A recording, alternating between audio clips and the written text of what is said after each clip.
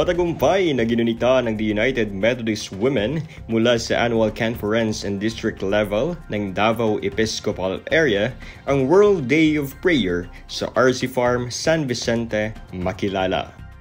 Suot-suot ang kanilang Cook Island-inspired attires, kanilang ipinagdiwang ang World Day of Prayer na may temang I Made You Wonderful. Ibinahagi ni Paddy May Casada ng St. Justin Episcopal Church ng Anglican mula sa Cabacan, Cotabato ang inspirasyon para sa tema ngayong taon. Ngayon, pinagdarasal natin ang Cook Island. So, we pray na sana na magkaroon sila ng yung kanilang mga hinihiling sa kanilang lugar ay maibigay, yung justices ay maibigay din sa kanila, yung peace at saka yung harmony.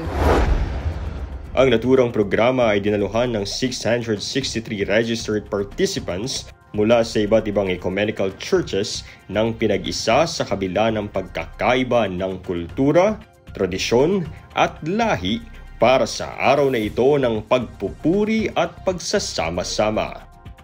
Nagpaabot naman ng mensahe si Reverend Father Junilo Ancheta mula sa St. Michael and All Angels Parish, Mlang, Cotabato at Chairperson ng Cotabato Region Ecumenical Council.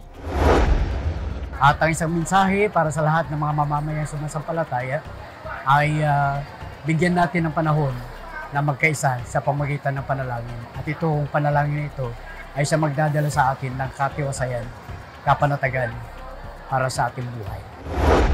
Bukod pa dito ay nagkaroon din ng kanya-kanyang inisyatiba ang East Mindanao Philippines Annual Conference, Bicol Philippines Annual Conference at Northwest Mindanao Philippines Annual Conference sa pamamagitan ng paggunita ng World Day of Prayer kasabay ng kanilang mga annual WSCS Assembly.